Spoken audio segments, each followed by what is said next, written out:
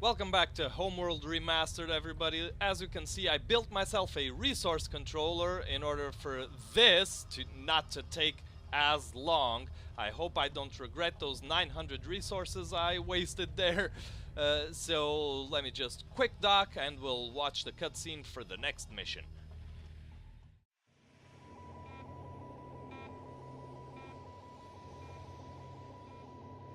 We have repaired the damage incurred by the tyrannic raiders. Combat and sensor systems returning to optimal functionality. Our first hyperdrive test led to near genocide. Kharak, destroyed. All of us. All that's left. Hunted by 2 alien races. We must focus on the matter at hand. Elimination of the fleet that destroyed our world. Coming up on hyperspace coordinates.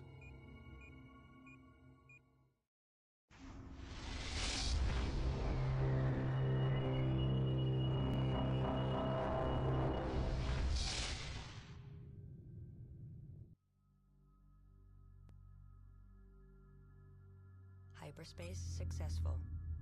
Current position and pre-jump coordinates are in perfect alignment. We are on target. We detect large resource deposits but no vessels.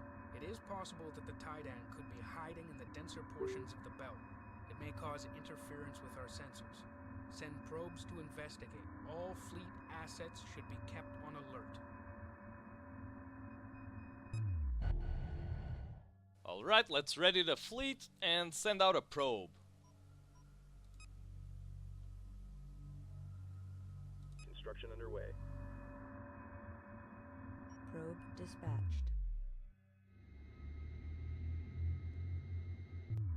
Ship profiles and markings match those from the recording at Kharak. There is no doubt that this is the fleet. Destroy them. Okay, whoa, whoa, hello. Alright. Looks like we will have our hands full. So again, let's go in with our fighters, capture as much as we can, and pray to the gods. Moving into position. Sensors indicate the enemy is harvesting resources. Destroy their collector to impair ship production. Research Division reports it is now equipped for plasma bomb technology. We advise commencing research immediately. New research available. Okay, before we proceed, let me just ask you guys to please, if you're enjoying these videos, leave a like, because I am not going to make any more unless for this video I get 3 likes. I'm gonna put that out there. 3 likes and we continue making videos, and then we'll see how things go, because I really can't be uploading these without the views and the likes, because it'll hurt the channel. People will stop getting notified of new uploads, so it's something I have to consider when uploading videos if I want the channel to grow. I hope you understand. So it's not that much of an effort. Just leave a like, 3 likes, and we'll get another video. Okay, let's move on. And considering the first orbital flights and the theological debate that arose because of those flights. Now, mission Silumine riots around 1024. Space exploration was not greeted favorably by the entire population. Large factions from some of the poorer clans believed technology and industrial output was being wasted on this effort. They thought it would be put to better use trying to alter Kharak, or at least discover ways to support more people and hold back the encroaching deserts. As final preparations for the first orbital flight were being made, an obscure theologian named Taiidan provided the unifying force for these factions by resurrecting the old myth that tragedy would befall our people should we offend the gods with another act of arrogance. The enemy is using a new fighter-class ship with strong defensive capabilities but low maneuverability. Our research division reports that it can produce a similar vessel. I'm not going to research that. As soon as possible. Yeah, I know. With another act of arrogance. This religious revival spread throughout both polar territories, and it culminated with an attempt by a frenzied mob to tear down the Silumine launch vehicle on the eve of its liftoff. This disaster was averted only by the wisdom of the high technocrats who stood on the launch-based defense turrets, preventing them from firing on the crowd, and preached reason to the crowd. Group 10. For the entire 14 hours required for launch, Taiidan slipped through the cordon and prayed for salvation between the rocket's main engines until they ignited, vaporizing him. He died a martyr for the cause. Okay, moving on to the discovery of the Cartoba. In 1106, a powerful radar satellite was launched in the hopes of detecting larger debris belts elsewhere in our star system. A malfunction in its maneuvering jets caused the satellite to turn toward Kharak and scan the surface. Lekab Jarasi, a technician on the project, noticed a strong return where there should have been none. A quick analysis showed the powerful radar had penetrated the equatorial desert sand to a depth of 75 meters, and there was strong evidence of an ancient city centered around a large metallic structure. By 1110, enough science ministers had been convinced by repeated radar scans to allocate resources to an expedition into the Great Desert. Despite encountering conditions that would daunt personnel in modern envirosuits, these first brave excavators managed to uncover what came to be known as the First City, Cartoba. Group 1. Let's move on to a little note on the Cartoba analysis. Cartoba appears to be the first city built by our ancestors after surviving planetfall on Kharak.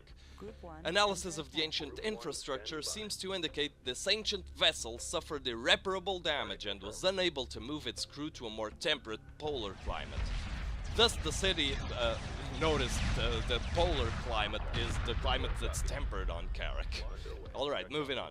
Thus the city spreads radially around the wreck, and much of it is underground, where we believe our ancestors went seeking relief from the high desert temperatures and regular sandstorms.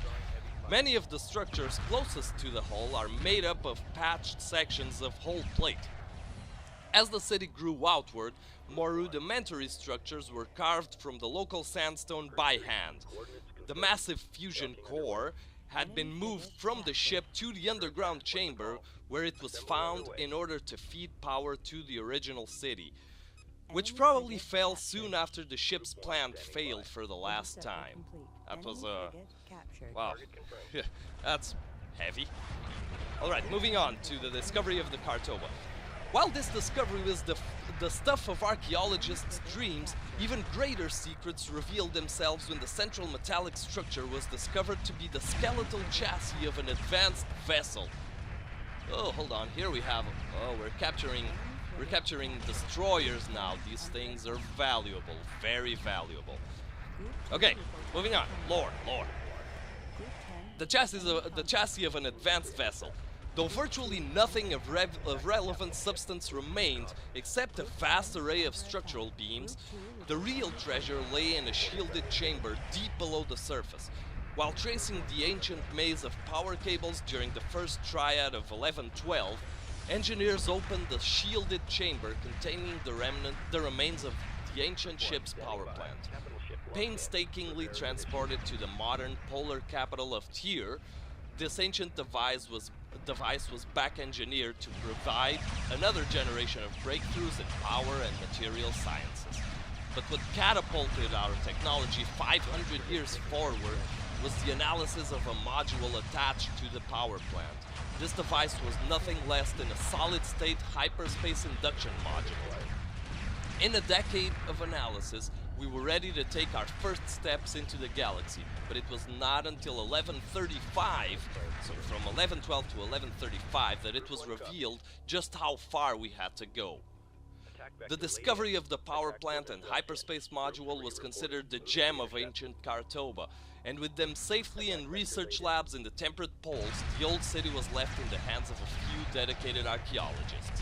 They struggled to do their work under some of the harshest conditions on Kharak, led by a young woman named Mevath Sagal, They gave our entire civilization an answer and a goal as she pieced together the location of the mythical observatory temple of Cartoba. Accidents left her to excavate the site nearly single-handedly, but when she opened the inner chamber, she recognized immediately the full import of what she found etched on a single piece of black stone. The guidestone. Archaeologist Segal had found something that was as unremarkable to the casual eye as it was monumental to the future of our people. When she studied this stone further, she discovered it once had been an ornately carved artifact that was nearly destroyed by intense heat. Whatever message it originally was intended to convey had long since been erased. Some distant ancestor had cast it through time as a message for generations to come. Etched into the upper surface is a simple diagram of our galaxy. Enemy capital ships appear to have lighter armor on the top, bottom, and rear sides. Our capital ships should be issued move orders while attacking to take advantage of this weakness. Group 2 has defeated the enemy. Alright, Fleet Intelligence, I'm listening. Okay, where were we? Generations to come. Etched into the upper surface is a simple diagram of our galaxy, and a single gouged line leading from a point on the rim to one deep in the galactic center. Adjacent to a spot easily identifiable with Kharak's actual position is a single string of numbers that give a three-dimensional vector. And at the other end of the line is a single word, ancient but common to all clan dialects, Higara, home. And here is a little note on the guidestone. Found in the ruins of the Cartoba, it has been dated at more than 3,000 years old. Precise galactic features and the indisputable coordinates of Kharak were etched into its dark surface. In a small area near the region representing the galactic core, a single ancient word is clearly visible, home. Okay, moving on. The effect this simple artifact, now known as the Guidestone, had on our culture was unprecedented. Our material scientists confirmed the age of the artifact at approximately 3,000 years and are confident they can match the Guidestone to its system of origin should we come across it. After a long history of struggle, strife, and inter-clan warfare, the confirmation that Kharak was never our true home has inspired an era of cooperation like none ever known. A6. Let's go for note A6, Global Plebiscite. Of 1155. Had archaeologist Segal brought the Guidestone back to her own clan's stronghold, Kharak might have once again descended into partisan struggles over possession of the artifact and who would be the first to exploit its secrets. Instead, she realized what she had found was far more important than loyalties to family or clan. It was a startled gathering of high ministers that found their debate disrupted by a sand-covered young woman carrying an ancient stone. By nightfall of the following day, I'm already getting the heebie-jeebies out of this. And carrying an ancient stone. By nightfall of the following day, some of the greatest minds in the Diamid had examined the Guidestone and confirmed not only its validity, but also its implications. So the Diamid was the gathering of the clans, not just an individual clan. Also its implications. With this knowledge in hand, the High Ministers returned to their clans to bring the word that we were not indigenous to this planet. From the most powerful cross-territorial and industrial clans to the smallest agricultural villages, the decision was unanimous. The entire industrial and scientific might of all Kharak would be put to the task of following the path laid by the Guidestone. For the first time since we came to this world, we were one clan. And to finish the part on the Guidestone, for the past 250 years there have been no significant conflicts or bloodshed. We have dedicated our entire industrial and scientific resources toward a single common goal, returning to Higara, our homeworld. Yeah, and there you go, that's the lore for today. So we're just about almost done with this mission. We're here trying to capture and actually do manage to capture that huge carrier. and there's gonna be some funny stuff going on once we actually do capture it. So let's just check this out. These models are beautiful, and they are so much like the original. Like this is, I feel like I'm playing the game like for the first time. It's really that magical. They really got it, and they've actually put out an update where they had the original sounds. They put the original sounds on more stuff. So hopefully in the next episode, provided we have enough likes, people, provided we have enough likes, we'll get to listen how I experienced this for the first time. Taiidan fleet destroyed. Hyperspace coordinates locked in. All right. Well, that was easy. I'm not gonna lie, I had to redo a few things here and there in the middle of the confusion. Yeah, I had to get acquainted with the map and the mission, but now we have a carrier. Oh my god, the carrier just Group 1 copies. the carrier just Group 2 reporting. holy crap, that was awesome. Vector laid in. The carrier just spawned the hostile ships. These things were inside the carrier. They didn't launch. That is hilarious. Group 1. Holy cow, and there's a lot of them too.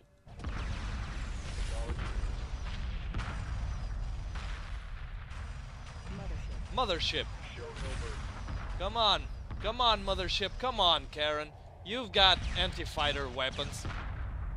Show me what they're capable of. All stations reported by the numbers. That was so strange. These are mine. Yep. Yeah, they are. That was so strange. Group 1 reported. Well, yeah, like I was saying, I had Mothership. to redo a couple of things here and there, but all in all, all's good that ends good. Let me harvest all these resources and check for how long we've been running. Ah, and I've just noticed something. You can't build fighters or whatever with the carrier, which is exceedingly odd. Maybe because it's another races? Not sure. Well, I can always build them with the mothership.